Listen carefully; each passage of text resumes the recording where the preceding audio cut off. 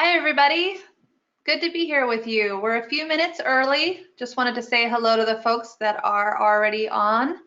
Thank you for being with us. We'll get started in a few minutes.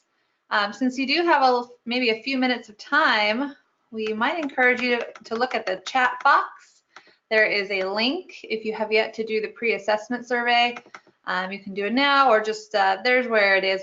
We do hope that you take that before we get too far along in this webinar series.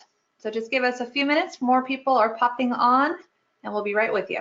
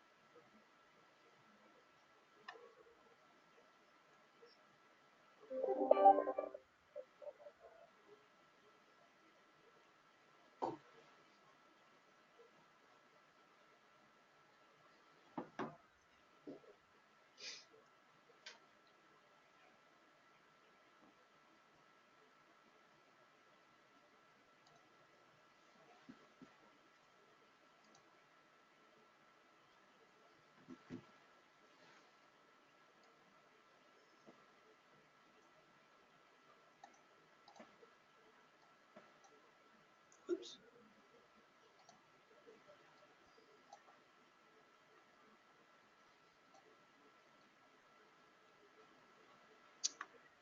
All right, we've just hit 10 o'clock and it looks like we've got a lot of people who have already logged on, and I imagine that more people will join us as we get into the first few minutes here of the 10 o'clock Pacific time hour.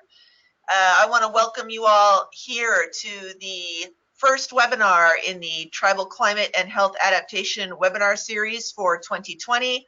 Today we're starting off with introductions and with Climate and Health 101. My name is Shasta Gaughan. I am the Environmental Director for the Paula Band of Mission Indians. And with me is Angie Hacker, who is a consultant with Prosper Sustainably, who I've worked with for many years now. And we are really glad you're all here. Thank you for joining us. And I'm going to let Angie introduce herself and kick us off with just a few logistics about using GoToWebinar. Good morning or good afternoon, everybody. We've got folks from around the country with us today. We've got over 110 people have registered, so welcome everybody, and people are continuing to trickle on, so hello as you continue to hop on. We have actually done this training now. This will be our third time. We have trained in all sorts of other settings, but this will be our second actual webinar series. We've trained over 700 tribal professionals to date. So you are joining a community of learning that is ongoing, and we're really happy to have you.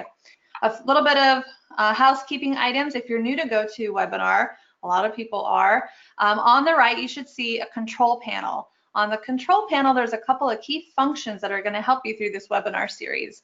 One of them is the chat feature. That's where we can communicate with you like we have a couple of times, a couple of messages you probably see there. The best way to communicate back to us is actually on the questions line. So if you look at questions, we're going to ask you plenty of times for your input as we go along, because we want this to be an interactive training. So you have an opportunity to type in questions there. It could be comments as well. It doesn't have to just be questions. There's also a line there. You see handouts, a section for handouts. There is one, I think if you can see it, one handout there. That's our workshop companion form. You can download that. Shasta has also, I think Shasta, you emailed that out as well, right? I did. Yes. It should be in your inbox. That's a workshop form that just corresponds to this training and helps you track down thoughts as we go.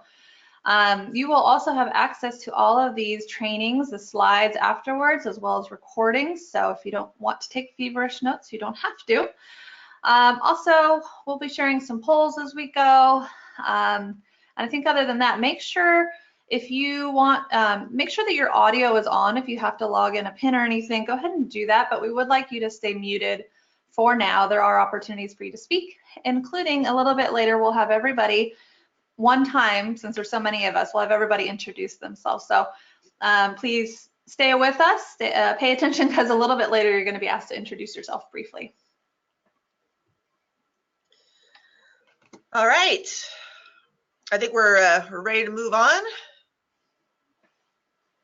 to our introduction and welcome. So you probably all know why you're here. I assume that you're here because you work for a tribe, or you are a tribal member, or you work for a tribal serving organization, or perhaps you want to work with tribes in your region.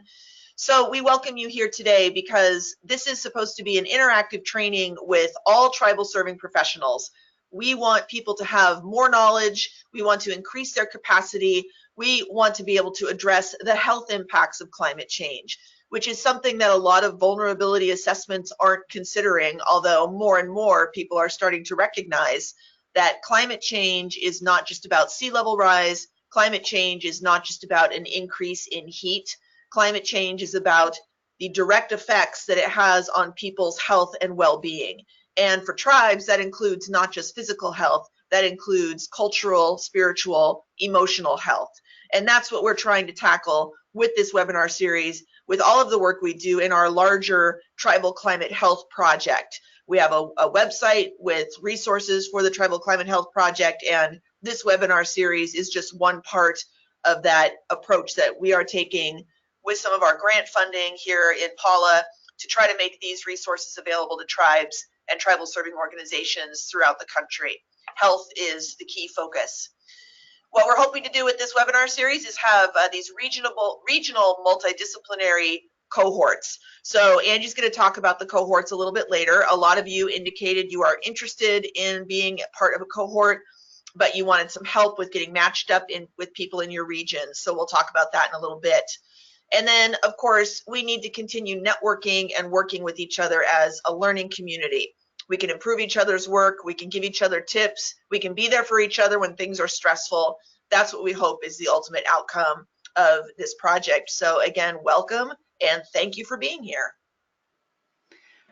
So like a lot of trainings try to convey a lot of knowledge at you, we have a lot of information to share, but we also want to make this an applied and practical experience where you can take the information and also take resources and templates and tools and apply them directly to your tribe and hopefully make more progress on the process of actually doing vulnerability work, adaptation planning, and preparing your tribe for the health impacts of climate change.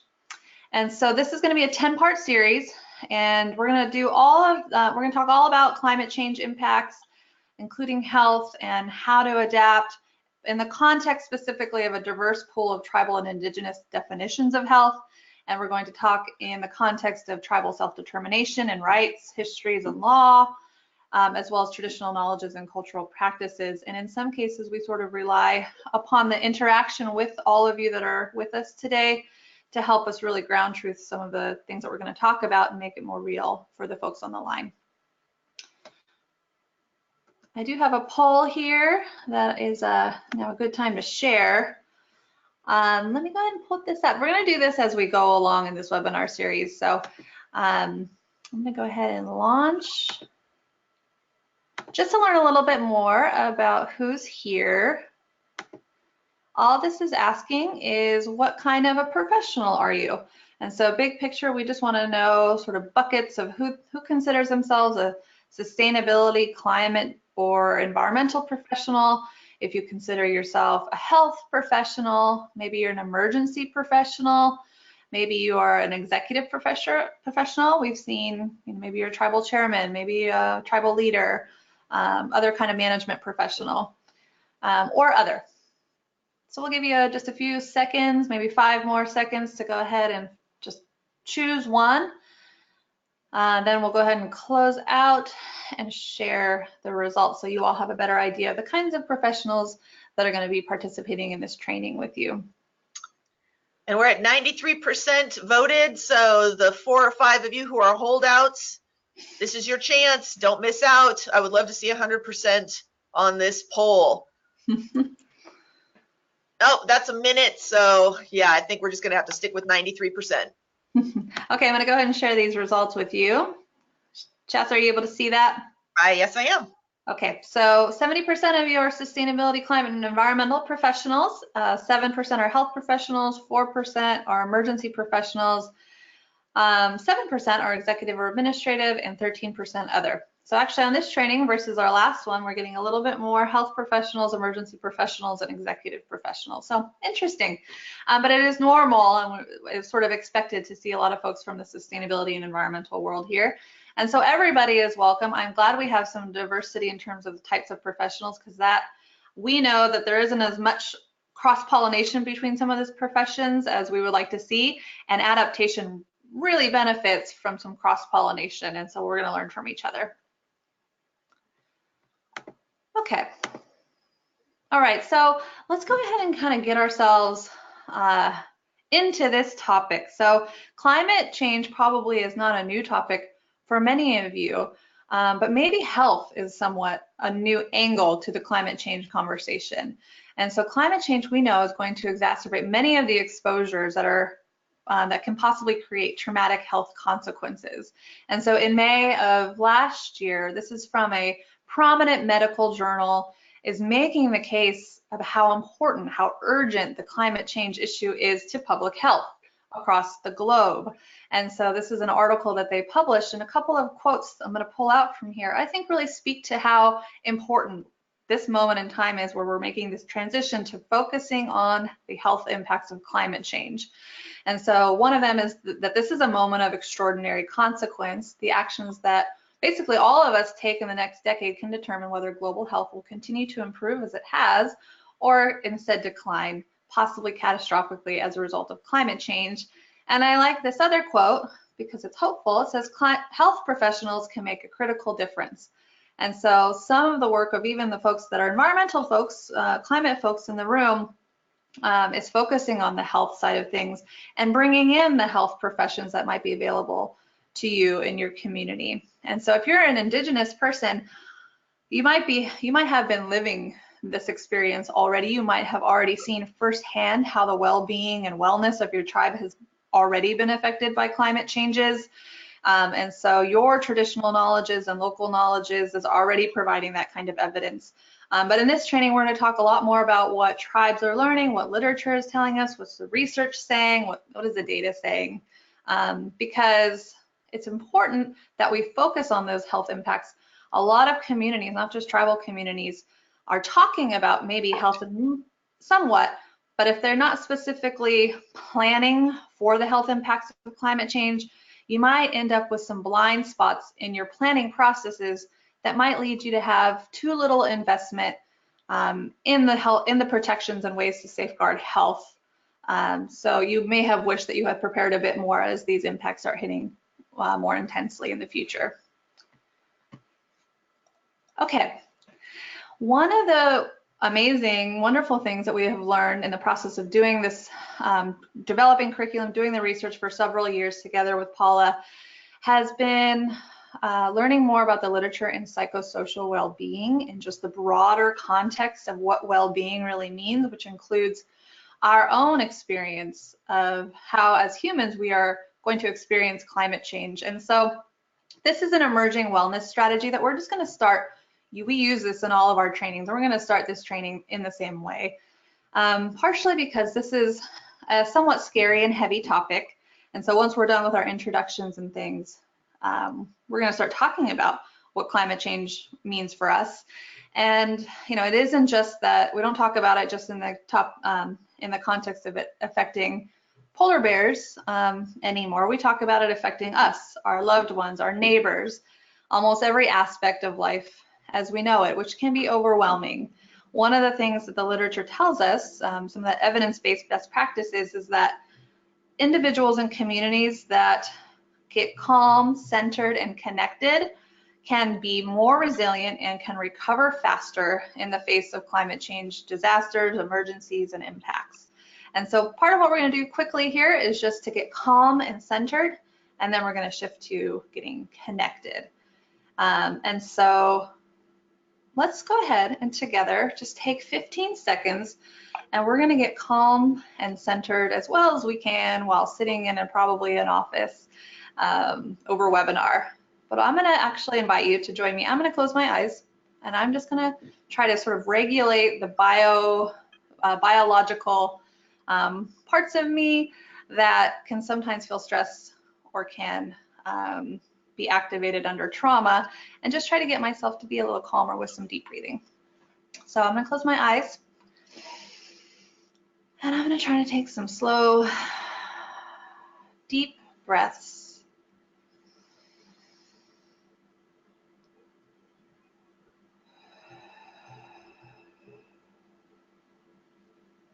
And if you have any kind of cultural practice or tradition that you'd like to engage in a calming practice, feel free to.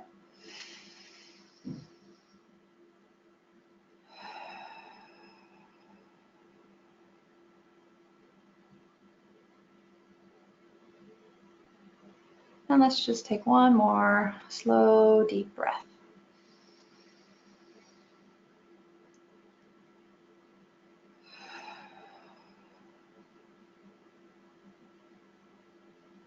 Okay. Thank you for joining us for that. Hopefully that puts you in a place where you're a little more calm and clear-minded. So when we tackle these topics, you have a little more capacity, a little more resilience. And so we'll talk more. We have a really awesome guest speaker coming later on in the series that's going to talk to us a lot more about psychosocial adaptation strategies and how to recover from any kind of disaster, including climate disasters. So the next part of this idea, the emerging ideas here around psychosocial well-being are to get connected. So the research tells us that we will be much better off if our communities are more well connected after climate impacts, climate events, and disasters. So it's hard to do that over webinar. It's easier to do that in person, and we hope to meet as many of you in person as possible and get to know you as well as we can through this. But what we're going to do right now is actually introduce ourselves and a little bit more generally about the Tribal Climate Health Project, and then we're going to ask each of you to introduce yourselves. Okay. So Shasta, go ahead and introduce yourself. So hello again, everybody. I am Shasta Gaughan, and I am the Environmental Director for the Paula Band of Mission Indians. I am also the Tribal Historic Preservation Officer, and I have been in Paula working here for 15 years, actually 15 years this month. So it's been a long time, and I've been the Environmental Director for 10 of those years. And working with Angie and Prosper Sustainably, we have done a lot of work on climate adaptation, not just health focused, but climate change in general. And here in Paula, we have some specific issues that we're dealing with that I'm going to go into a little bit more in our next slide. But at the same time, I want to use Paula as an example of the way that we've managed to put some of these practices into play. And obviously, your conditions, your communities are going to be dealing potentially with different threats than what we are dealing with. But it's nice to be able to provide our own example of what we've been able to do here in Paula to try to start preparing for some of these vulnerabilities and some of these impacts from climate change. So it makes me very happy to be able to share this with a nationwide audience, and look forward to spending the next 8 sessions over the next 8 months, getting to know all of you a little bit better. I will say a couple of things about some things to be prepared for. Sometimes I know that people can drift off a little bit during webinars. It's easy to get distracted. Maybe you're doing other work at the same time. Angie and I can see all of the attendees' names. We can see a little warning sign if it shows that your computer hasn't shown any activity in a few minutes. So that doesn't mean you're not paying attention. But if I want to get your attention, every now and then I decide I need to use this. This is my screaming goat. So when you hear the screaming goat, you know it's time that there's maybe an opportunity for you to say something, or there's a poll. So this is what the screaming goat sounds like. So be ready for the screaming goat as your cue to sit up and pay attention, because I am not above calling you out by name, especially if you're somebody that I actually already know. All right, Angie. We love the goat. And she's not kidding. She uses it. So again, I'm Angie Hacker. I co-own and lead a small consulting firm called Prosper Sustainably, and we work with tribes and other communities all over the country, mainly in the areas of climate change, energy, and other sustainability issues. And we're so happy to be here with our partners, Paula Band of Mission Indians. They're a great leader on this project. We've been doing lots of really amazing work together. I love communities, and I've been serving them for about 20 years in the areas of sustainability, community health, transportation, energy, and climate change. Most recently, my position before joining as a consultant was with the County of Santa Barbara. I was the division chief for sustainability. Also have lots of training experience, facilitating trainings, including at UCSB Extension School. So the last several years have been spent in really a deep dive in climate change and health for tribes, and so working with tribes all over the country, not just in training, but in actual practice and adaptation planning, and learning a lot, focusing deeply on all the best practices, all the literature and the real life experiences being lived by tribes and other communities. So to me, this is really personal. I see it in the eyes of the folks that I work with, and I know it for myself. I have a 3-year-old child and a little family that's traveled a lot of different places and experienced a variety of different climate impacts, from hurricanes to glacier melts to severe ice storms to fires and floods. So I think you all have had experiences as well, and I hope we get to hear more about those. Okay, so we want to talk to you a little bit more high level about the Tribal Climate Health Project and the different work that's being done. And I also want Shasto to tell you a little bit more about what Paula has done. So as I said, we are in Southern California, or maybe I didn't say that, I don't know. But the Paula Band of Mission Indians is located in the northern portion of San Diego County in California. And we have done a lot of work on our tribal adaptation preparations. But the large focus that we're trying to take with our grants is to take what we've learned and be able to apply it to other tribes, or make it available to other tribes and tribal communities so that they can do what we've done. And of course, that takes a combination of different funding sources. We've had federal funding from the BIA, from EPA. We've gotten some funding as a pass-through grant with the National Indian Health Board, with funding they received from the Centers for Disease Control. And part of what we do, it involves having a community advisory group to work with my team and to work with the team from Prosper Sustainably to ultimately develop these resources that are available to others through the Tribal Climate Health Project.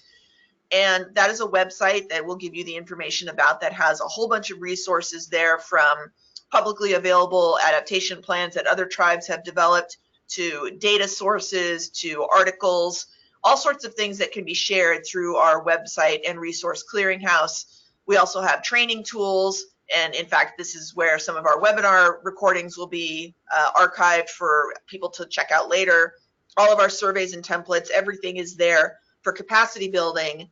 So the work that we've done in Paula, now that we've done what we can and are continuing to do for the Paula community, we want to make those tools available to others so you can learn from our experiences.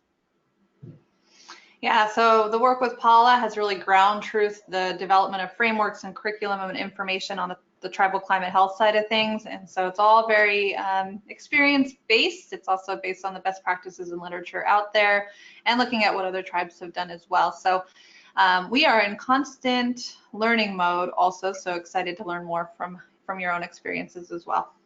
And a special thanks to the folks that have been on our advisory board. We have a wide network of experts in tribal issues, climate change, and health that have helped us along the way. And a big thanks also to the federal funders who have kept this project going and continued for several years. Okay, so that's about us. And now we want to learn more about you. And so this is an opportunity for the folks on the line here to introduce yourselves in just a moment, but I do want to share with you what we know about you already, because some of you have already gone ahead and completed the pre-assessment survey that we sent out. If you haven't completed it yet, we'd still like you to do so, but what we know about the folks that have filled it out is they're on the left of the screen. And so we have over 110 people registered for this training, from all over the country, representing different regions, representing different tribes, and also tribe-serving organizations. There were some questions that were more like quiz-like questions on your knowledge of climate change. And as a first go out of the gate, folks on average got about 77% on those quiz questions. So we're not starting from scratch here. We're not starting from ground zero. Folks seem to know some about climate change, and that's good. So we asked people how confident they felt in their knowledge on certain types of information related to climate change. And so climate change in general, the confidence level of knowledge on climate change was 3.6 out of 5, a little bit less on knowledge of health impacts of climate change, so 3.2 out of 5. And then in terms of folks' knowledge of how to assess their community's vulnerability to climate change and health impacts, that went down to 2.3. And then 2.3 again on how folks felt about their knowledge to complete an adaptation plan and build resilience against vulnerabilities. So that's really useful for us to know. We don't judge that at all. We're actually happy to see that there's so much room for improvement here, because that's the goal of this training, is to get all of those numbers to be higher, that you all feel like you have more working knowledge and more confidence to do this work. And hopefully, because we want this to be applied, that you've actually taken some steps forward in doing the work itself. Okay, so Shasta's going to go ahead and facilitate some introductions. All right, so as you can see on the right here, we want to hear your name, of course, and your title, organization, and state, although I'd actually like to know where you are in your state. So give us the name of your tribal community or the closest settlement, village, town, city, what have you. And I'm going to go down the list and call out people's names. These are in alphabetical order by first name. So if you have an A name, pay attention. You're going to go first. If you've got a Z name, then you can just pay attention until I get to, actually we have no Z's, we're going to get to T's. That's our final letter in our list of names. We can't take too long on this because there are 65 of you. So please just stick with title, organization, and where you are. And I will unmute you. You don't have to unmute yourselves. So let's start with Aaron Jones.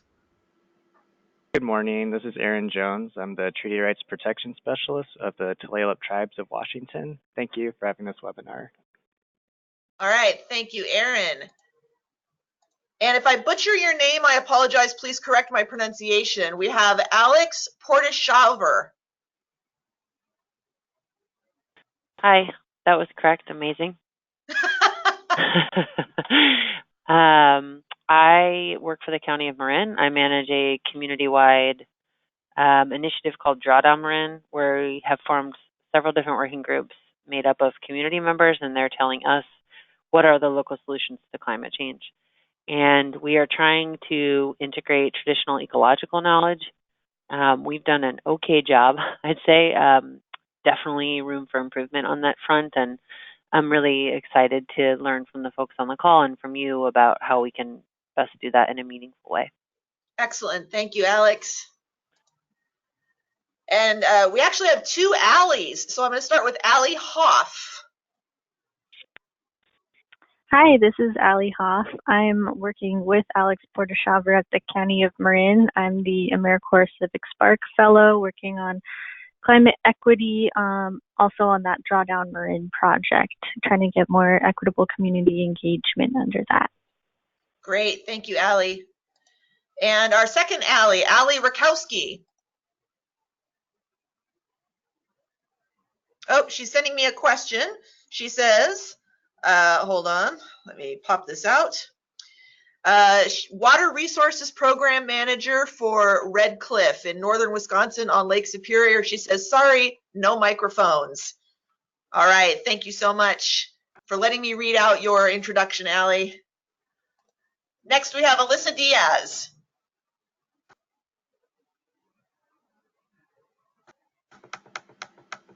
Are you with us, Alyssa? All right, we're not hearing her, so maybe we'll come back to Alyssa. Next, we have Ann Turcott. Hi, I'm Ann Turcott. I'm working for La Costa Band of Mission Indian in California in East San Diego County, and I'm their environmental program manager. Thank you, Ann. And of course, since I know you already, get ready. I'll probably be calling you out in person. All right. Next, we have Aurora Taylor.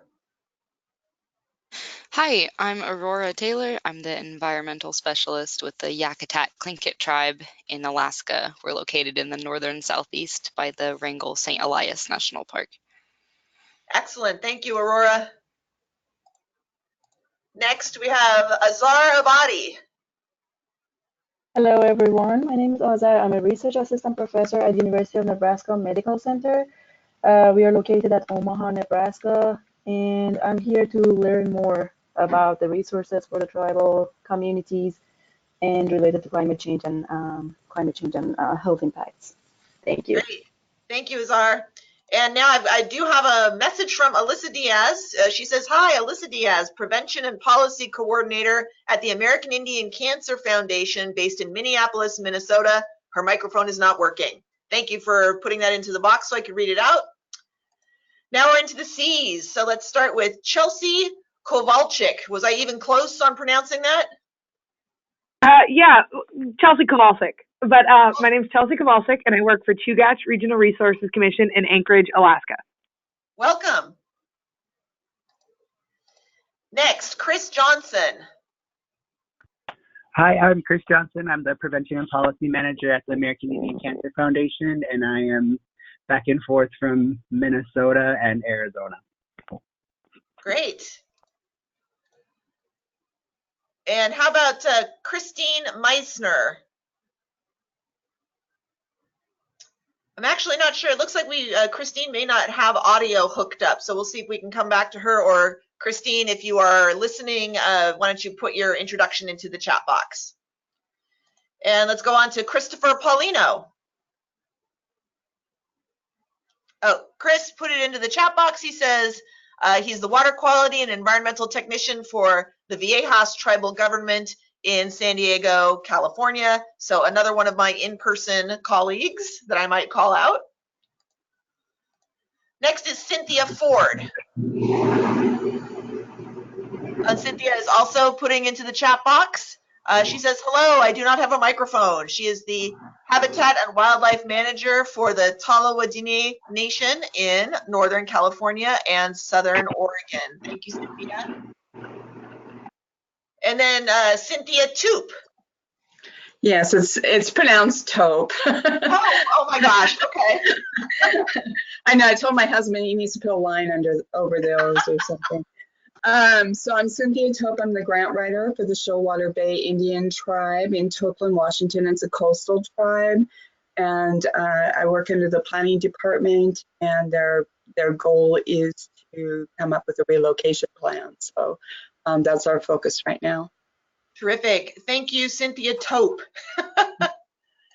And Christine Meissner put her introduction in the box. She says she is the resilience officer in FEMA. It says FEMA RV. I don't know what RV is.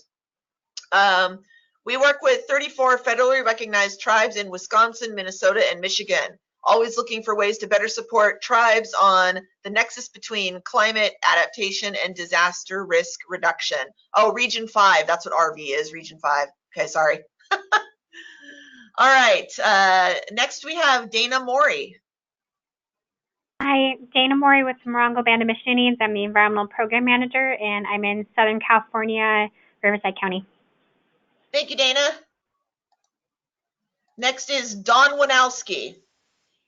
Hi, this is Dawn Wanalski. I'm a lawyer and consultant based in Portland, Oregon, and I've done a lot of work with tribes and through different positions and like to continue working with tribes on climate change.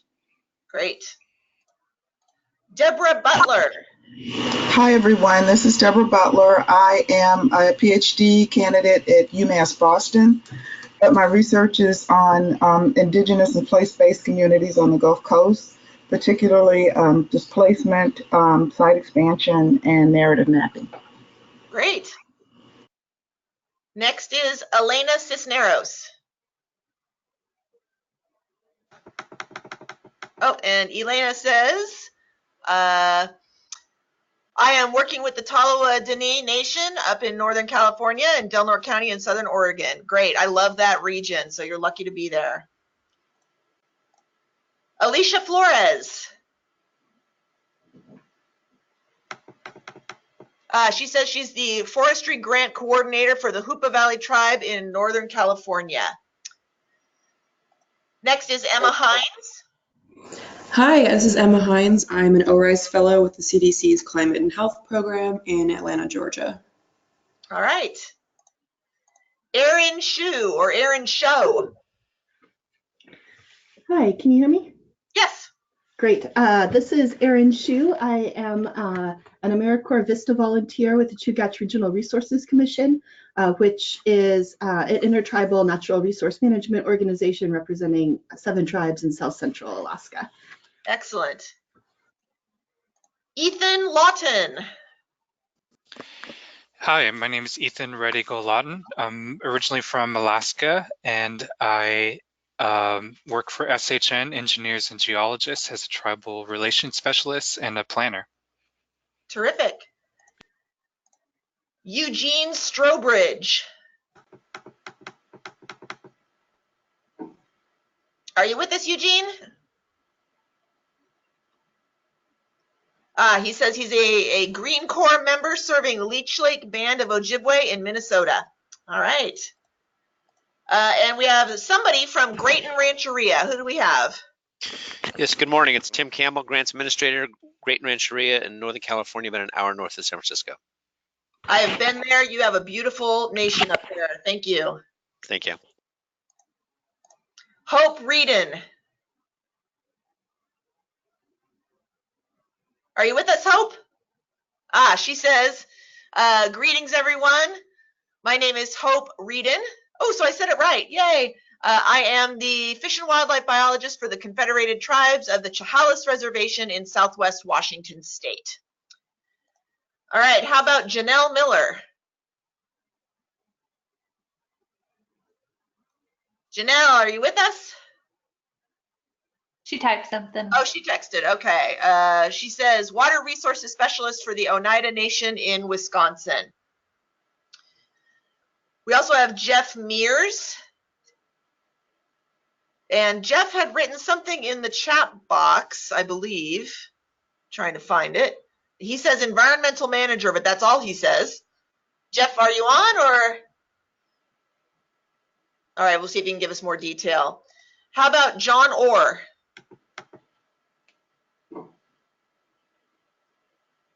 Are you with us, John?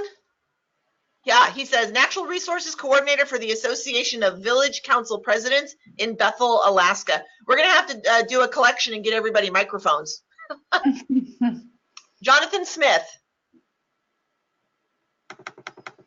Jonathan says, I am serving on the Land Use Planning Committee for the Confederated Tribes of Warm Springs in Central Oregon. How about Kelly Williams? Kelly is the Environmental Protection Specialist in the Tribal Clean Water section at the EPA in the San Francisco Bay Area, working with tribes in Arizona, Nevada, and California, what I know as Region 9. Kimberly Miller. Kimberly is the specialist for the Morongo Band of Mission Indians, environmental specialist for the Morongo Band in Southern California. How about Letitia Watson? She says she is the environmental technician for the Northern California tribe, the Enterprise Rancheria Maidu. Lori Montserrat. Hi, I'm Lori Montserrat. I'm a senior environmental specialist with the Office of Environmental Health Hazard Assessment, and I'm in Point Reyes, California. Welcome. Levi Anderson. Good morning. I'm Levi Anderson, Environmental Manager for the 29 Palms Band of Mission Indians in Southern California. How about Licia McClear? Alicia McClare. I'm with the Tribal Clean Water Section for EPA, Region 9 in San Francisco. All right. Matthew Braun. Hi, I'm Matt Braun. I'm a Cultural Resources Planner in the Tribal Program at the California Energy Commission in Sacramento, California. Thank you, Matt. Melanie Montano, or is it Montano? Melanie says she is the TEK Outreach Specialist with the Climate Change Program under the Great Lakes. Oops. Under the Great Lakes, hold on, my chat box is not letting me see this. The Great Lakes Fish and Wildlife Commission based in O'Donnell, Wisconsin, the top of Wisconsin. And we work for 11 member tribes in Wisconsin, Michigan, and Minnesota. And she's focused on the gathering and interweaving of TEK into climate change related documents. That's terrific. Michaela Marr. Hi, everyone. My name is Michaela Marr. I'm an Environmental Technician 1 for the Mechoopda Indian Tribe of Chico Rancheria. We're located in Northern California. All right. Michelle Gutierrez. Michelle, it's probably Gutierrez. I'm sorry if I pronounced that wrong. Michelle Gutierrez, and I work as a water quality specialist for the Ramona Band of Cahuilla, located in Anza, California. Morgan Shaw. Feedback there. All right, I'm gonna go ahead and read this one out instead. It's Dan Hotch and Morgan Shaw from the Chilkat Indian Village in Klukwon, Southeast Alaska, Region 10, environmental specialists. All right.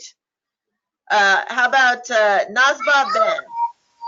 Hi, I'm Nazba Ben. I am self-employed. I do contract work for TEK curriculum development, and I am in Lake County, California.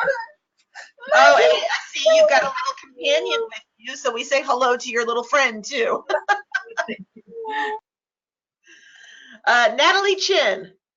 Hi, I'm Natalie. I am the Climate and Tourism Outreach Specialist for Wisconsin Sea Grant, and I'm located in Superior, Wisconsin, which is also northern Wisconsin on the shores of Lake Superior. Terrific.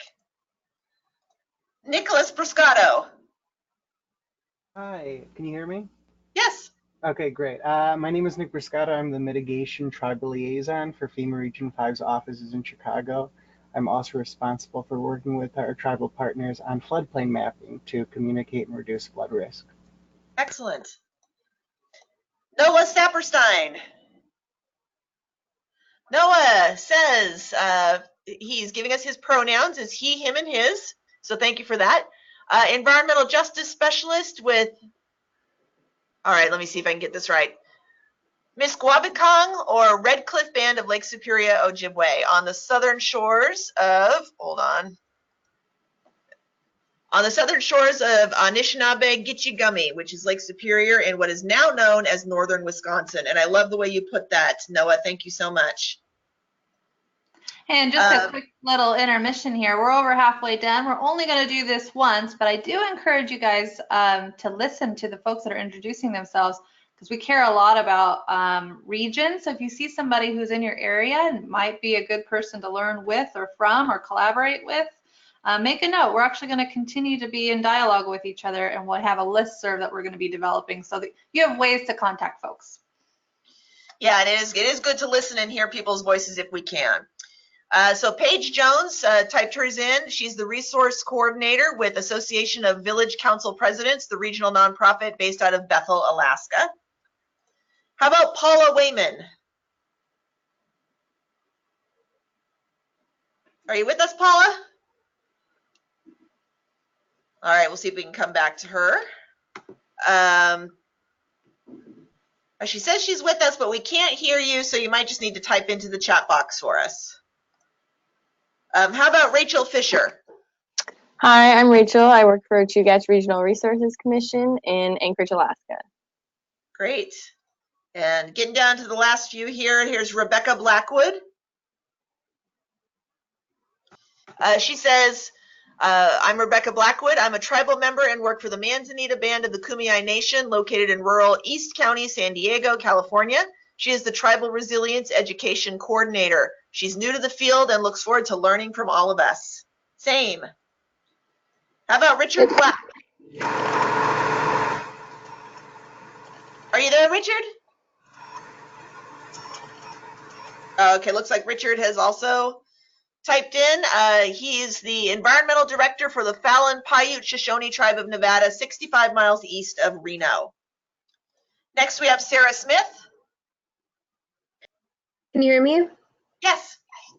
Siguli, my name is Sarah Smith. I am the Midwest Tribal Resilience Liaison. I work for College and Menominee Nation in Wisconsin and also the Northeast Climate Adaptation Science Center. I'm located in St. Paul, Minnesota, but I work with the tribes in Minnesota, Michigan, Wisconsin, and Iowa. Great. Next, we have Seven Belier. Hi, this is Savin Belier. I am in Seattle, Washington. I work for King County's Natural Resources and Parks Department, and I'm a groundwater and environmental scientist here, working on various sea level rise and climate change and groundwater related projects right now. Great. And Paula Wayman was able to type in an introduction. She is a registered nurse, RN nurse manager for the Choctaw Nation of Oklahoma. And I'm going to introduce Shannon Seneca. She is the Tribal Sanitarian Environmental Health Director. And she says you can let folks know that they can access phone call information to call in so they may speak. Thank you for pointing that out. Yes, if you use your phone to call in, under audio, then you are able to participate with your voice instead of just with typing. Thank you for that, Shannon. Next, we have Charla Benjamin. Hi, I'm a flood recovery engineer and project manager for Boulder County Parks and Open Space in Colorado. Great. How about Stefan Tangin? Hi, my name is Stefan Tangin. I'm the North Central Climate Liaison, so I cover the 7 states of Montana, Wyoming, Colorado, North and South Dakota, Nebraska, and Kansas, and I work directly for the Great Plains Tribal Water Alliance, and I sit at the North Central Climate Adaptation Science Center in Boulder, Colorado. Great. Next we have Stephanie Smith, who I believe she typed in. I just need to find what she typed in. Yeah, she doesn't. Stephanie doesn't have audio, so Stephanie, if you want to type something into the chat box, we can read it out for you. Next is Sunshine Brosi. She is an associate professor of ethnobotany, forest ecology, and wildland resources at Utah State University Eastern, and she works with the Rosebud Tribe in South Dakota on Lakota food sovereignty. And next is my friend Tom Gates. Oh, Tom. Making me read it out. Tribal Liaison, California Energy Commission wants to understand how the CEC can best fund tribes working to adapt to climate change. Don't worry, Tom, we will let you know. And my friend Trisha Frank also typed in. Let's see. Where is Trisha's? Trisha Frank, she's the Manzanita Band Environmental and Natural Resources Coordinator located in the eastern San Diego County, California region. And I'm actually going to unmute Shannon Seneca because she does have phone access. So Shannon, why don't you go ahead?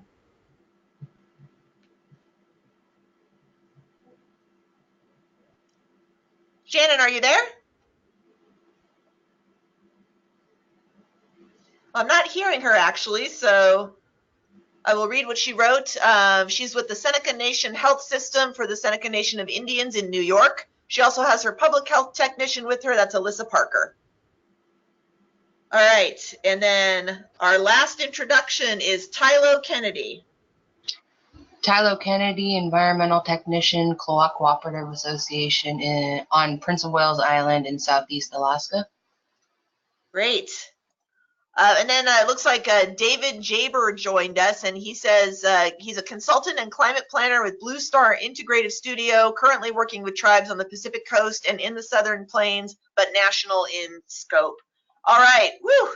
Like Angie said, we're not going to do that every time. That took a long time, but it's good to hear each other's voices if we can and learn who else is on the call. So thank you. Yeah, you guys, this is a good group. I wish we were all together in a room for a whole week or something, but I do want to ask you to be thinking about being involved in this training in a more out loud kind of a way. So we're going to talk a little bit more about how we're going to communicate with you, and we are going to ask in some circumstances for people to volunteer their experiences and speak sort of in these little lightning presentation rounds if you have something that you think other tribes may be able to benefit from. So I'm excited to see so many tribes represented. I also want to high five the AmeriCorps people because that's really cool, and I'm glad that you're starting your career in this way. I was AmeriCorps a billion years ago too. I also want to welcome the folks that are representing maybe city or counties that are wanting to work more closely with their local tribes. Welcome to you. And finally, I am hearing a lot of folks that consider themselves a liaison or a resource to tribes, and that's really great. And what I want to ask you to do is, you have Shasta's emails. If you could email Shasta directly, if you think you're a resource to tribal communities and you want to share your contact information, we can make sure that we share that with the participants of this training. Okay, so let's continue on here. So as you can see, we've got folks from all over the country, folks off this map, up in Alaska as well. And so you all know just as well as I do that there are climate changes occurring that are affecting well-being, and they are different experiences in different places. And so to the best of our ability, we are going to talk about things as specifically as we can within regions and locations. But here's some examples. So we hear a lot in the Pacific Northwest and Great Lakes that a lot of the tribes are focused on concerns with fish, food, and forests. We hear in Alaska, coastal tribes are dealing with thawing, erosion, and hunting. We even heard from somebody on this call that they're considering relocation planning. Navajo, we hear heat and water insecurity. In Mojave, they're dealing with a shrinking river that has impacts on their spiritual practices. In Florida and other Gulf area tribal communities, we hear hurricanes and sea level rise is an issue. In South Dakota and in lots of places in sort of the middle of the country, dealing with things like bomb cyclones and very intense flooding, long flooding situations. And as Shasta said, at Paula in Southern California, she's experiencing things like heat, drought, floods, and fire.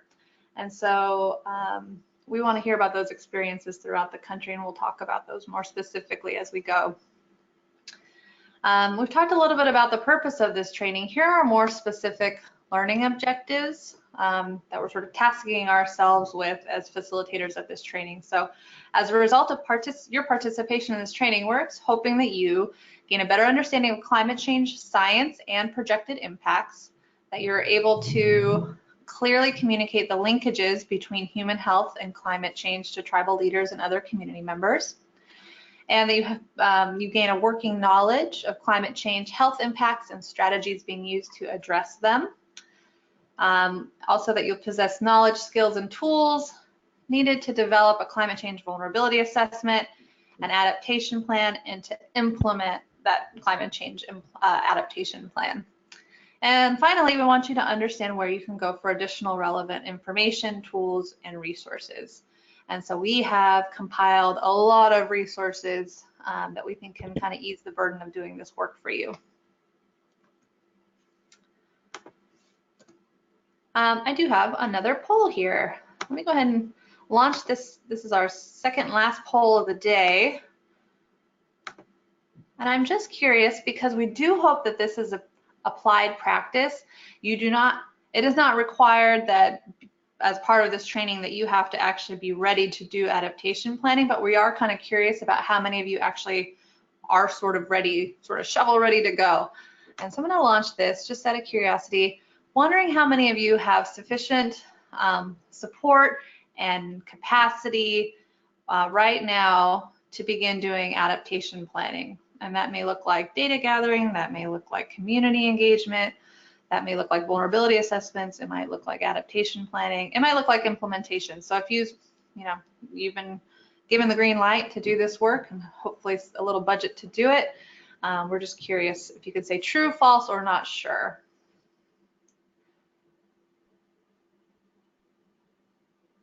Okay, we're gonna give it just a few more seconds here. While you're closing up, I'll just reiterate, it's not a requirement of this training that that you feel like you have all the capacity you need to get going, but we are going to operate as though you have some capacity to be moving forward. So we're going to do things like give you action steps in between these monthly webinars. And I'm going to deploy the screaming goat for one last chance. Yes. I love my screaming goat just a little bit too much. All right, I'm going to go ahead and close out. We got good response rate that time. All right, so it looks like 43% of you say yes, you have sufficient support and resources. 20% say false, you don't. 37% say not sure. Well, if you're not sure, it's probably a good time to start looking at that and maybe asking around to your leadership or just looking at budget and things like that. We'll talk more about that as we go. Okay, great. Okay, let's talk a little bit. We're going to talk kind of nuts and bolts of this training before we get into a little bit more of the concepts around climate change and health. And P.S. we also have a guest speaker today, because as you know, these are 8 monthly 1.5 hour long trainings. And so we are going to bring in several guest speakers, and we already have one for you today. So stay tuned before the end of our session today. Okay, so our next session after this introduction session will be specifically on introductions to changing exposures and impacts. So that's where we're going to get really deep into this framework on the right, which we developed as part of the Tribal Climate Health Project that helps us to explain the drivers of climate change and the cascading effects of climate change. And this is sort of the framework that forms the logic behind the organization of this training and a lot of the organization of the resources and tools that we provide.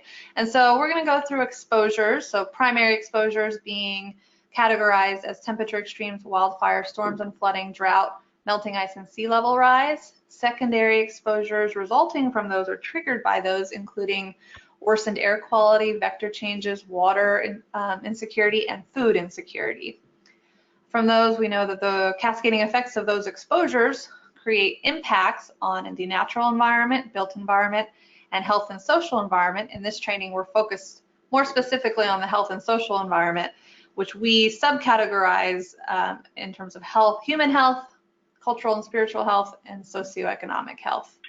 We also in this training are going to talk about how these impacts actually affect on the ground community assets that are valued, and the assets could range from anything like economic security to education to your wildlife to your physical health. So that's what we're going to talk about. We're going to start doing an introduction on February 21st to changing exposures and impacts. So what are those exposures, and generally what are those impacts? And then we're going to start getting more detailed. We're going to do a deep dive into each of the primary exposures, those 5 primary exposures. So we're going to start with temperature extremes and wildfire next session. And we're going to talk about the cascading effects of those as well. And we'll also give some early nods to some strategies that you might employ as well. And so also I'll mention here, and I think you might have seen it in some of the advertising materials, we have the opportunity for folks in Southern California that are part of our Southern California cohort to do some in-person workshops that are going to occur right after the 1.5 hour long webinar. And so we will have a SoCal workshop every other month for the 8-month series. The next session in March will be about another deep dive into drought and also melting ice and sea level rise and storms and flooding. So that will wrap up those 5 primary exposures for primary exposures, secondary exposures, impacts, and strategies. So that'll give us a good foundation of knowledge of the concepts around how health is impacted by various climate exposures and impacts. And then in May, we will talk about in April, we will start talking about vulnerability assessments. It'll be 2 parts, so we'll spend a total of 2 webinars on the process of doing vulnerability assessments, where we'll pull in experiences and suggestions from other organizations, and we'll walk through steps of how to actually conduct a vulnerability assessment and provide examples. We dive deeply on that one into the process of information and fact finding, including data gathering, and that could be a big obstacle for a lot of folks, and we have a lot of ways that we've tried to make that process easier and try to compile some information for you, and I think it'll be very valuable for folks who are feeling a little stuck getting started here. Then in June and July, we have another 2-part series. That one is on adaptation plans. So typically, if you're brand new to this, vulnerability assessments is usually what a community will do first to try to understand the risks and threats associated with climate change specific to that community. And then once you have understood those risks, then you move on to an adaptation plan where you're basically addressing those with strategies that you think are going to have the most bang for the buck, and phasing those over time. And so we will do that in June and July, and then in our last session in August, we will do a session assuming that an adaptation plan is complete. What then does implementation and evaluation look like? And then we will do a closing. So as you can see, 4 of those SoCal workshops throughout.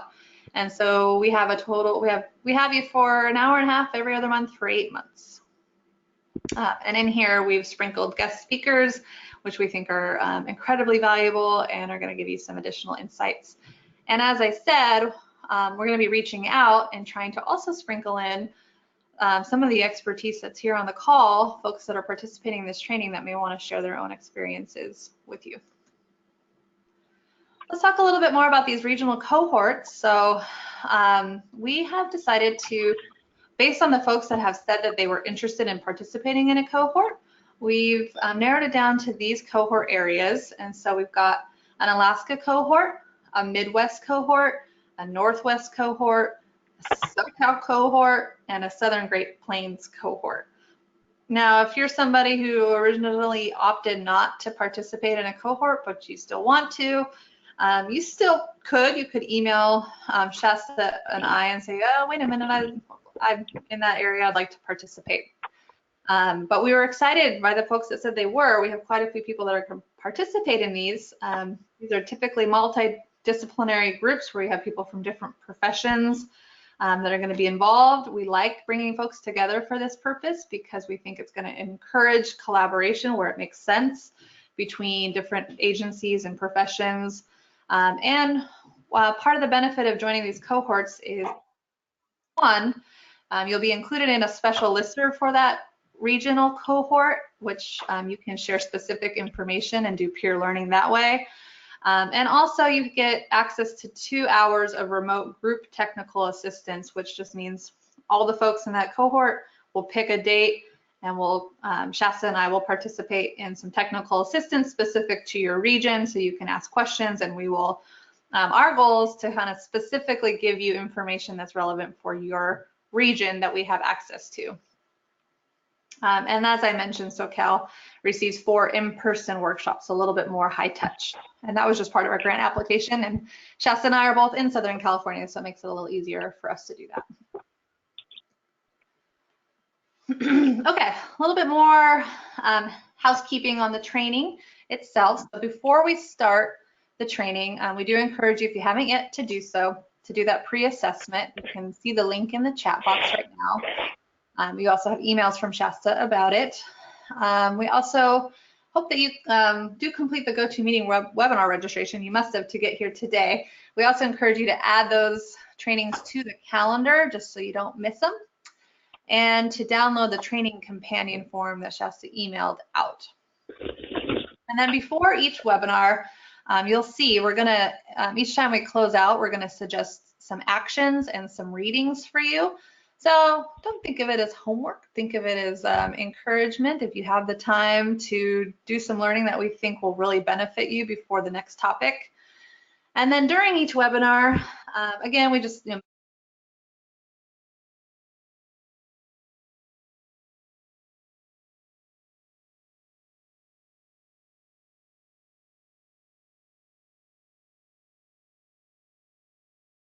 I'm unmuted now, right?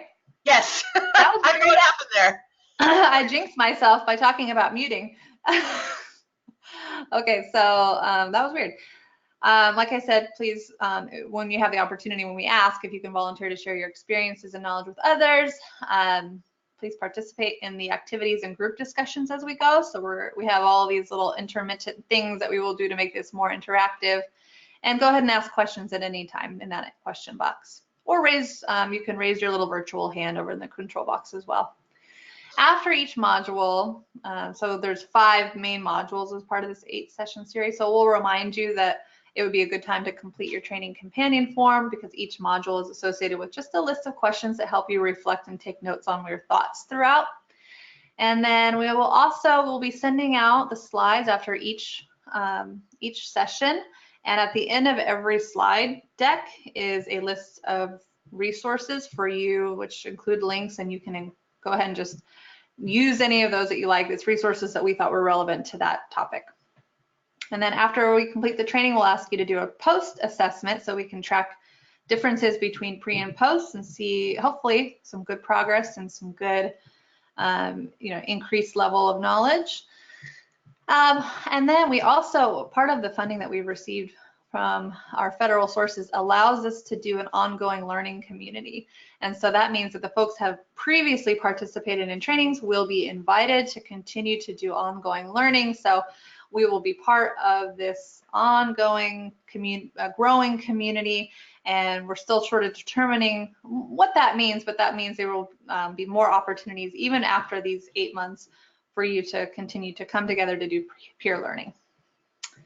And then anytime, feel free to contact Shasta or myself with questions, and then we will be sending, after today, we'll be sending out a invitation for you to join a listserv with the entire, all the folks that are participating in this training. And then if you are part of a regional cohort, you'll get a second listserv as well. Okay. So that's the nuts and bolts of the training part. So that's, there's your virtual syllabus. Now I want to dive a little bit more into some of the initial concepts around climate change and health. And this is going to be pretty high level because I think this is not totally new to all of you, but it is important that we kind of set the groundwork for the foundation of what is climate change and what is health, and how do they go together. And so I hope this doesn't insult anybody's intelligence. We are just going to assume that there might be some people on the line for which climate change is very new. And I have been to plenty of health conferences where we're talking about climate change.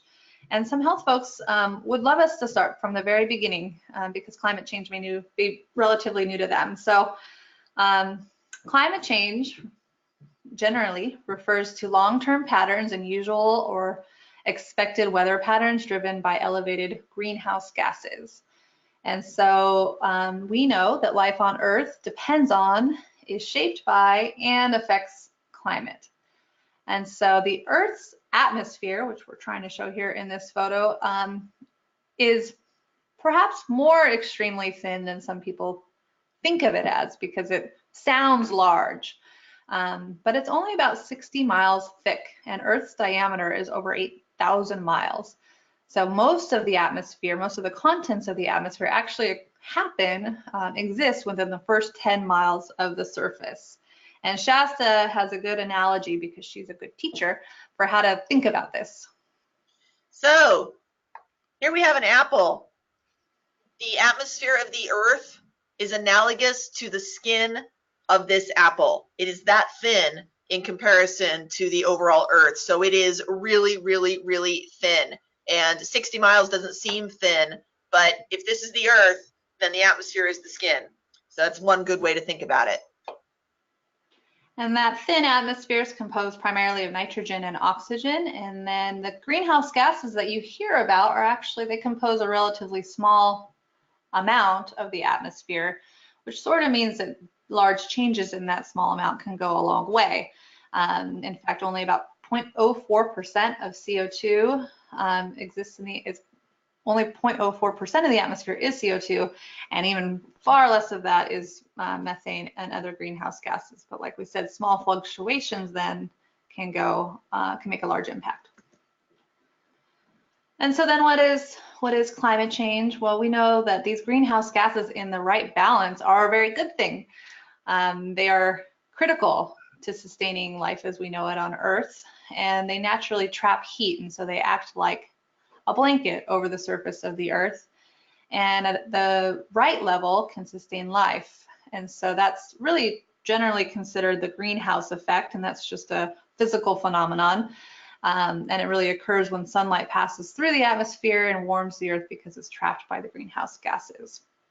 And so greenhouse effect in itself is a very good thing, and it has a role to play in climate change in that as you add more greenhouse gases to the mix, then you basically increase the level of that blanket trapping heat. A few more facts about climate change. Just in the last 10,000 years before the Industrial Revolution, which is in 1751, prior to that, carbon dioxide levels in the air rose by less than 10% in terms of what we're able to view. The atmospheric CO2 concentrations have increased more than 40% since pre-industrial times, from 280 parts per million to over 400 parts per million. And I think you all probably hear the news every time we hit a new record of over 400 parts per million. And that is higher than it has been in 800,000 years. And so you can see on the right, I think this is actually coming from the National Climate Assessment. This is just a depiction of global carbon emissions. And there are various sources. So in this case, we're talking about fossil fuel carbon emissions and the difference over time since 1900 and how that may play out over through 2100. And so, you know, that is one contributor to greenhouse gases. There are natural causes for some climate fluctuations, including solar radiation and volcanic activity. But what the literature and science has told us is that none of them explain the rapid changes in the climate that we are experiencing. Instead, the literature tells us that human activities do correlate quite well to the increases in global warming. And human activities are responsible for the release of 30 billion tons of CO2 into the atmosphere, that thin atmosphere every year, such as things like fossil fuel combustion, but not just that. And that isn't as though it just is emitted and then floats away. It accumulates over time, carbon banks, some people call it, and stays in some cases even for longer, especially as we continue to deforest and reduce our capacity for sequestering or absorbing that carbon back out of the atmosphere. So there's all sorts of ways we know that climate change is occurring, and there's evidence found not just in Western science, but in indigenous science and in traditional knowledges as well. And so the experiences that tribes have had over the millennia of living on certain lands is extremely relevant, can help ground truth and even refine Western knowledge models and historical figures. And I just point you here, I like to point people to NASA, pretty credible organization, and they do a good job on their website talking about all the different ways there's evidence of climate change, which I just encourage, you know, put this in your back pocket if you have, if you're having trouble communicating with folks, maybe decision makers that really need maybe more information to feel like climate change is occurring, and might be something to look at. You might also look at something called the U.S. Global Change Research Program, and they have this link here is to the indicators catalog. These are all ways to look at things like what is the science behind warming oceans, rising sea levels, global average temperature, declining Arctic sea ice, glacial retreat, things like that. So those are the types of things we look at to demonstrate the severity of how climate change is happening across the globe. So I talked to you a little bit about our framework, how we think about how those drivers we're talking about, the greenhouse gases in the atmosphere, how they are leading then to climate change exposures. So those primary and secondary exposures leading to impacts and then strategies. And so this framework guides this training. And that's how we're going to walk through the information. But I do want to sort of take a moment here to focus really specifically on what climate change means for tribes. So tribes manage and protect and restore over 110,000 square miles of indigenous lands throughout the country. Indigenous people have demonstrated an enormous resilience and ability to have adapted to change, not just climate change, but ecological change, political change, cultural changes. And so climate change becomes an additional stressor on what is often already overstretched resources. And so we often hear in the literature that tribal communities are considered frontline communities. And we hear from folks on the ground that that is often true because they may be experiencing the climate changes more severely than in other communities, including health, cultural, economic, and other impacts that threaten their ways of life. Tribes also possess a unique cultural and traditional knowledge about those ways of life, and they can see how their practices may have been affected and changed by the climate changes already beginning. And so we also hear that tribes are uniquely vulnerable to climate change. We like to say that tribes are also uniquely resilient.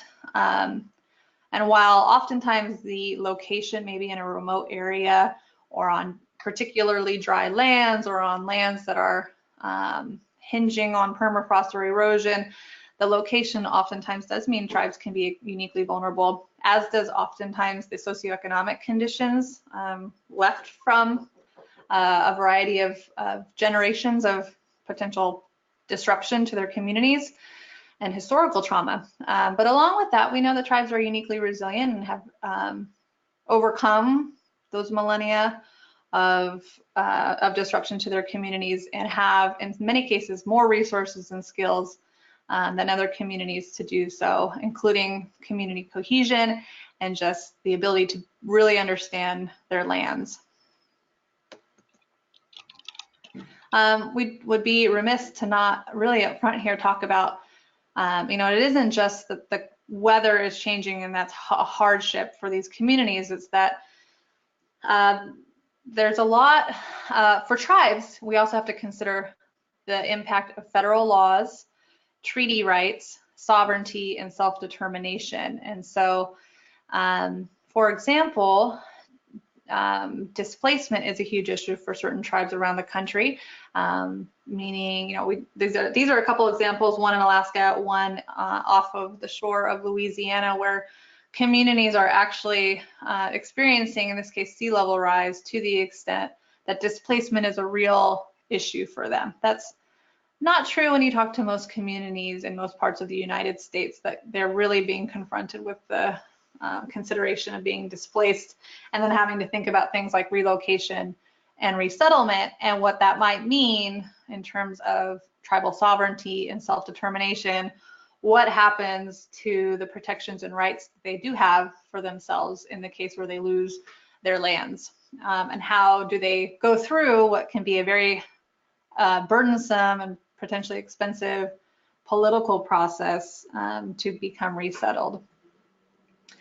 There are also, we're told from many tribes, institutional barriers to adaptation that oftentimes come from the federal laws for which there may not have been enough engagement, consultation, or consent, or that well-meaning laws are there to protect wildlife or there to protect lands or forests, but it is restricting a tribe from doing a practice that it could do to better preserve some of its ecology, its natural resources.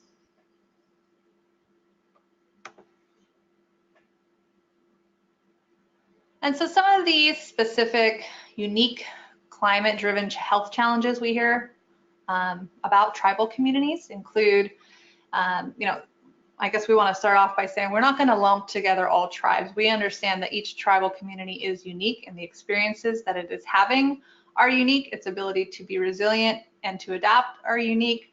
But there are certain patterns that we hear in some of the literature, things like climate change exacerbating disproportionate health outcomes. So for example, things like asthma rates tend to be higher in tribal communities than in other communities. And so climate change has the opportunity to exacerbate things like chronic conditions like asthma or even kidney conditions, cardiovascular conditions. We hear a lot about water and food insecurity on tribal lands, and we're going to talk a lot about that through this training. Loss of ecological health oftentimes means loss of livelihood for tribes who have maybe their livelihoods are more dependent upon natural resources. Maybe it's timber, maybe it's fish, maybe it's something else in their environment. We already said relocation may mean loss of culture, community, and rights. We know that the Arctic in general is warming at double the rate of the rest of the United States. And on top of that, for tribes, we know that there's often underfunded public health services. So all these things are making for unique climate-driven health challenges for tribes. So Angie, I'm going to interject here just for a second because we only have about 10 minutes left. Yep. And so I know we have a guest speaker that we wanted to hear from. So, we were so interested in hearing from all of you guys about who you are and where you are and what you do that I think we ended up running a little bit out of time. So that's okay. We'll catch up on the next webinar and cover the slides that we missed. But we do have a guest speaker, and we want to end with that. So our guest speaker is, hi, Kelly Milligan. She is from the California Tribal Epidemiology Center, which is a service that is under the Indian Health Service, which is an important part of tribal health systems. So if you are not familiar with tribal health systems, Kelly is going to talk to you about those tribal epidemiology centers. They're all over the country, and they're an important resource for folks that are moving into trying to deal with the health impacts of climate change. So with that, I'm going to hand it over to Kelly. Oh, we need to unmute you, Kelly. Hang on. All right, Kelly, go ahead. Perfect. Okay, thank you so much. I really appreciate Shasta and Angie the opportunity to share today. So I am sharing on behalf of the California Tribal Epidemiology Center. Vanessa Cresci, you see there, is our director of the Tribal Epi Center here in California. So if we can move to the next slide, I can share with you guys quickly some of the work that we do. We are a health organization for the tribes of California. We do serve all 110 federally recognized tribes here in California. So today I'll share a little bit about what we do and how we can be of help to the tribes as a local epicenter. For those of you who may not be too familiar with what we call TECs, or tribal epicenters, they were established via the Indian Health Care Improvement Act in 1996 as an Indian Health Service division-funded organization who serve American Indian, Alaska Native, tribal, and urban communities. So we are very focused in the health realm. It started out with 4 techs across the country. We've now grown to 12 across the country. Each tech does work in partnership with the local or area tribes, and we work to improve the health and well-being of the tribal community members. And we offer through an offering of culturally competent approaches, and we do that, all of that work is with a focus towards eliminating health disparities. So climate change fits right in there. As a note, techs do function independently, but also part of a national group. So I'm saying, I work for the California tech. We do serve California tribes, but there are techs all over the country that will serve the tribes in your guys' area. And I know we have a lot of amazing participants from all over the country. So there is a tech that will serve your area. So I'll share a little bit about what we do. Thank you so much. So each tech does provide various types of support and services. It differs only slightly due to the variation. If we go back to the map really quickly. Sorry about that. Thank you so much. it does vary slightly from the tech's organization structures, divisions, and it does vary based on our tribal populations, because our tribal populations across the country are different. Their missions and the goals of the tech also influence the work that is being done. So what I'm sharing today are tailored services for California, but you will find similar services across the country at any of these tribal epicenters that are highlighted on that map there. So if we could go to the next slide. I won't spend too much time on this. This just shares a little bit more on the history and establishment of the tribal epidemiology centers, that they are an authorized public health authority, that was established through the 2010 Indian Healthcare Improvement Act's reauthorization. It does include provisions that delegate tribal epicenters as public health authorities through HIPAA, under HIPAA. In addition to techs being public health authorities, the authorization does direct techs to data held by the Secretary of Health and Human Services. It directs the CDC to provide technical assistance to techs and mandates that each Indian Health Service area must have tech access. So I'll share a little bit really about what we do. So now you know what we are. On the next slide, we do perform a variety of functions. We do this in consultation with and on the request of Indian tribes, tribal organizations, and urban Indian organizations. And we do this to elevate the health status of tribal and urban Indian communities.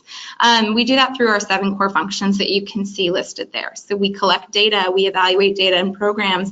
I know Angie said there's going to be a component on data because data is difficult to obtain. So that's where your tribal epicenters can come in and provide assistance. We help identify health priorities for tribes. We make recommendations for health service needs, make recommendations for improving healthcare delivery systems, provide epidemiologic technical assistance to tribes and tribal organizations, and as well as disease surveillance, which really comes in with climate change and the increase in zoonotic diseases that I will touch on in vector-borne diseases that I'll touch on in just a few moments. So if we could go to the next slide. What does climate change look like? I think, Angie was really touching on that, and they're going to in future webinars. But for California, droughts are going to be longer, more extreme. We're looking at warmer ocean water.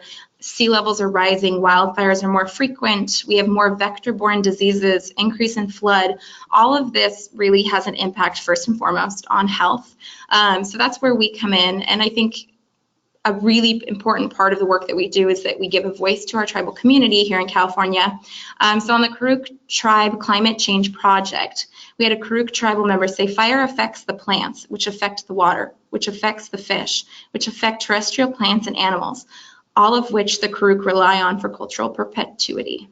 So I think that's really important that we consider as we do the work that we do, is all of this affects the health of the people, and including food production. We can see there it affects salmon population, acorn production, and the invasive species of trees and plants that are used for basket making for our communities here in California. So that comes in line as far as where the techs can help. So if we go to the next slide, where CTEC can help. With this knowledge and the serious implications of climate change on health, CTEC can play a role to help uphold our mission of improving American and Alaska Native health in California to the highest level. And we do this by engaging our communities in collecting and interpreting health information. We do that to establish health priorities, to monitor health status, to develop effective public health services. And those public health services, it's very important that we help develop, respect the cultural values and traditions of the communities we serve.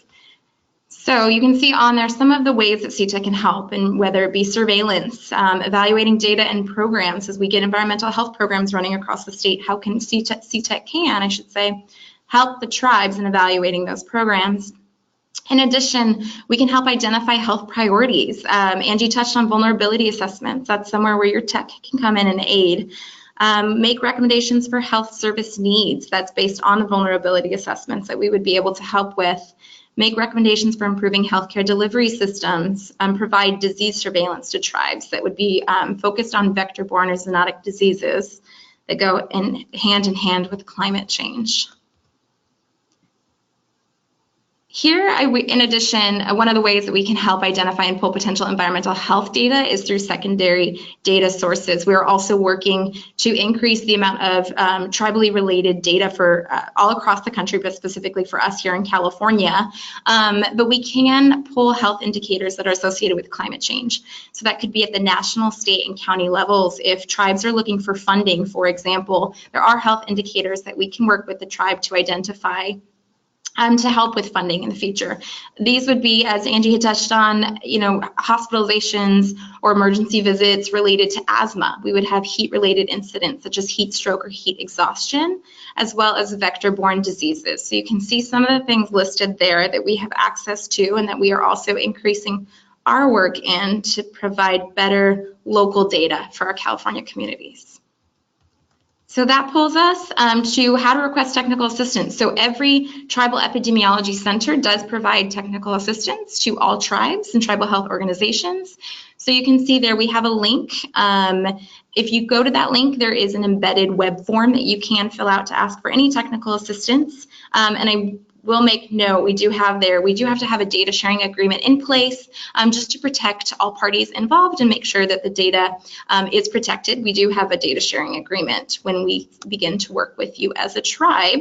On the next page, we do have a picture of all of the tribes and tribal health programs in California that we already have data sharing agreements with. But we would love to support the work in this arena as we go forward. So I know that was quick. Sorry for the massive amount of information very quickly. There's a little more information on how to contact us. You can go to our website, crib.org/CTEC. And I will just say, because there are a lot of people not from California on the call today, if you go to tribalepicenters.org, you can find the contact information for your local tribal epicenter. And I really encourage you guys to create partnerships with them because they can be a great asset. And with that, I'll turn it back over.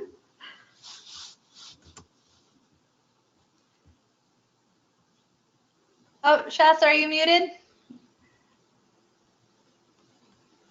Yes, I am. Yes, thank you for that, Kelly, and thank you for sticking around and wrapping us up. We always want to be respectful of people's time, and so with 1 minute to go, I will tell you, as a few people have asked, are we going to be sending out the presentation?